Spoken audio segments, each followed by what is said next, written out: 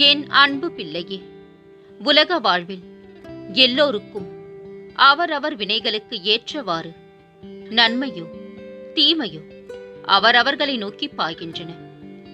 எது நேர்கிறதோ அதை பொறுத்து கொண்டு அதை எதிர்த்து சமாளித்து நிற்க கற்றுக்கொள்.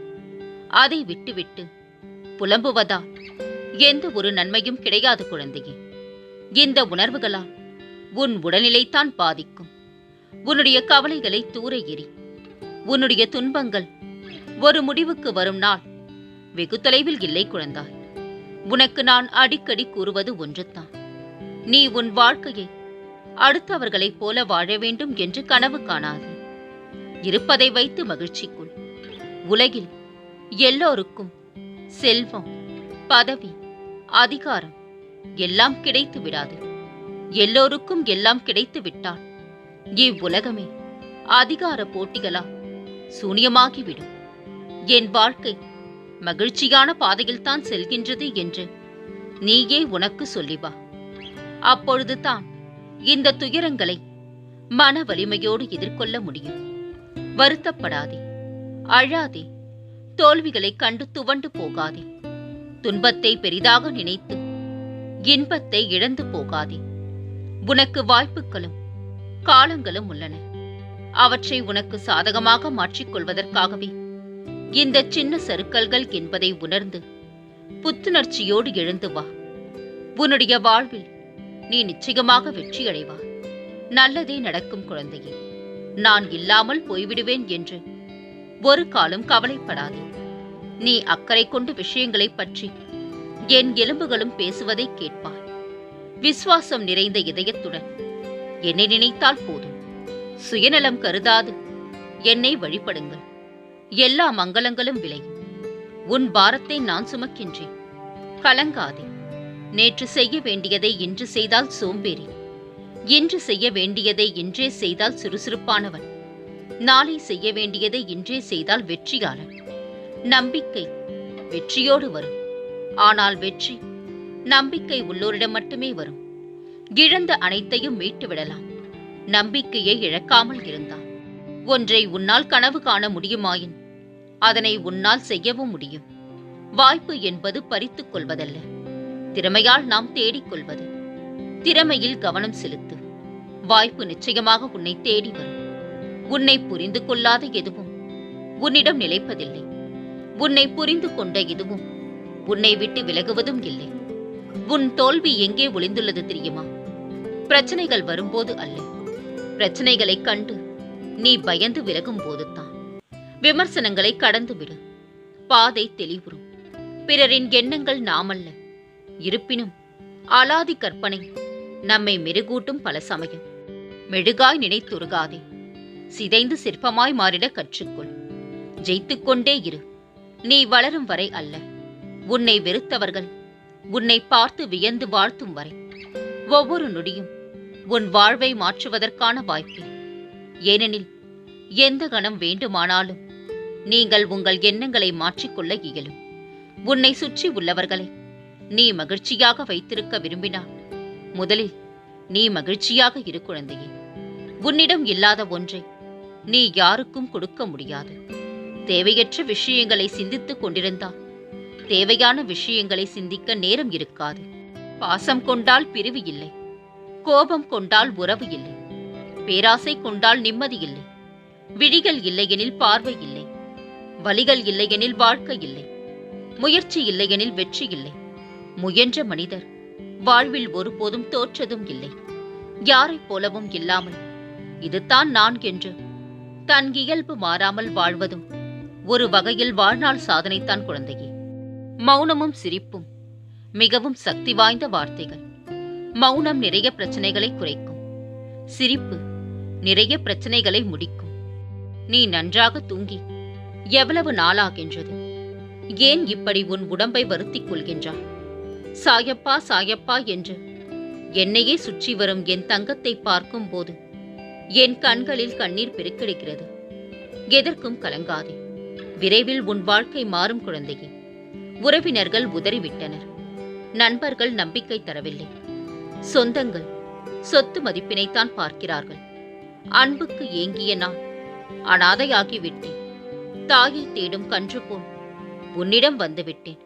காப்பாற்றுங்கள் அப்பா என்று என் காலில் விழுந்திருக்கும் நீ கோபுரத்தின் உச்சியில் அமரப் போகின்றார். என் பிள்ளையின் சந்தோஷத்தில் வரும் கண்ணீரை பார்க்க என் மனம் ஏங்குகின்றது.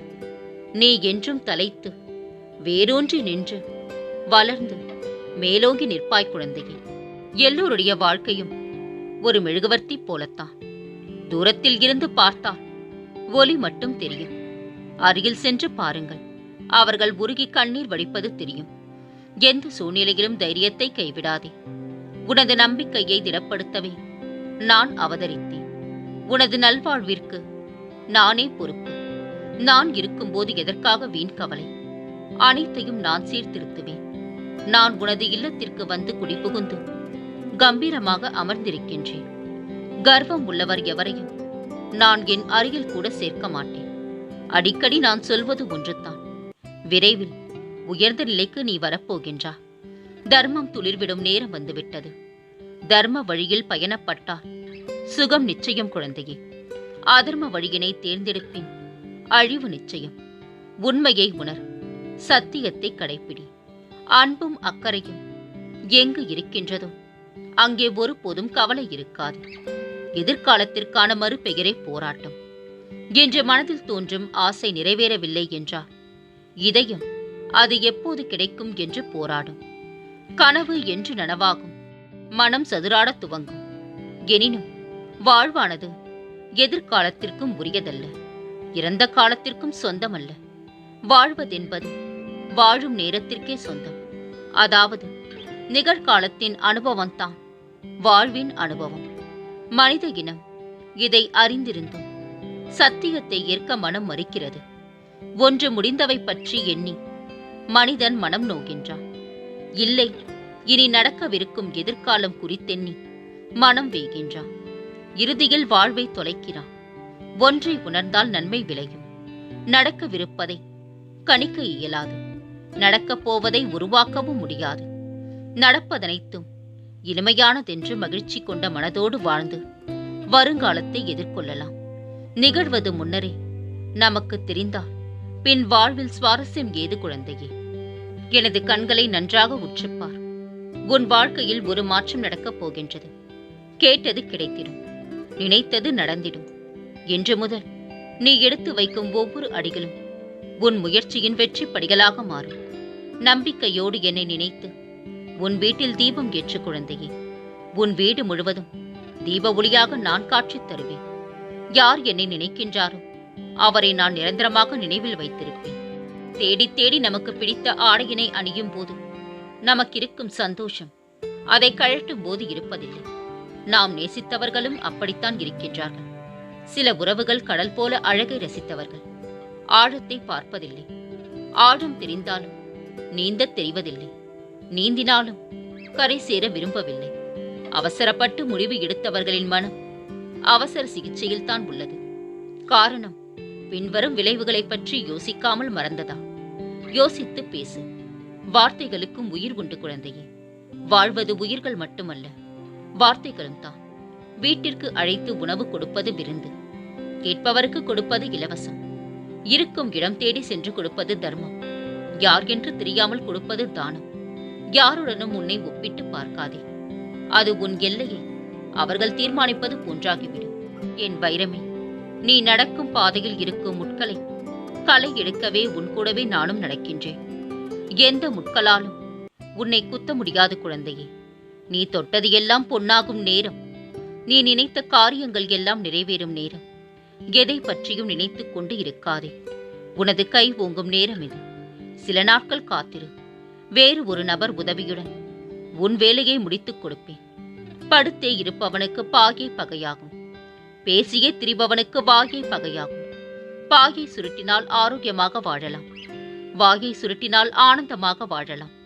எந்த உறவும் கடைசி வரையில் நிலைக்காது என்று தெரியும் போது வாழ்க்கையின் அமைதிக்கான விடை கிடைத்துவிடும். உறவுகள் இரண்டு வகைத்தான். அன்பை தரும் அல்லது அனுபவத்தை கற்றுத்தரும். பணத்தைப் போலவே அன்பும் சிலரிடம் என்று இருக்கும், நாளை இருக்காது. பொறுமையாக இருப்பதற்குத்தான் தைரியம் வேண்டும். மற்றபடி கோபம் அனைவருக்கும் வரும் குழந்தையே. நான் உன்னை கைவிட மாட்டேன். உன்னை வருத்திக் கொண்டு உனது முழு பாரத்தை நீ சுமக்காதே. அதை என் மீது சுமத்திவிட்டு மகிழ்ச்சியாக இரு. அப்பா, நீங்கள் தினமும் ஆறுதலாக என்னிடம் வினவுகின்றீர்கள். எப்போது எனது கஷ்டங்கள் தீரும் என்று தெரியவில்லை. நான் பட்ட வலிகள், எனது மன அழுத்தம், நான் பட்ட அவமானங்கள், என்னை நடத்திய விதம், நானும் எனது பிள்ளைகளும் பட்ட துயரங்கள் சொல்ல வார்த்தைகள் இல்லை. குழந்தாய், அனைத்தையும் நான் அறிவேன். அது கூட தெரியாமலா இருக்கின்றேன்? எது நடந்தாலும் நான் இருக்கின்றேன் என்பதை மறந்துவிட்டார். நம்பிக்கை இழந்து விட்டார். அதனால்தான் என்னிடத்தில் இப்படி வினவிக் கொண்டிருக்கின்றார். யார் உனக்கு என்ன வேண்டுமானாலும் செய்யட்டும். அவருடைய எண்ணங்கள் நிறைவேறட்டும். எதையும் செவிசாய்க்காமல் இரு. உன்னை வீழ்த்தி பார்க்க ஆசைப்படுகிறார்கள். உன்னை அதிலிருந்து விடுவிக்கவில்லை என்றால் நீ என்னிடம் வினவிக் கொண்டும் வினாக்களை கேட்டுக்கொண்டும் இருக்க முடியாது. யாரை யார் வீழ்த்தி பார்க்க நினைப்பது?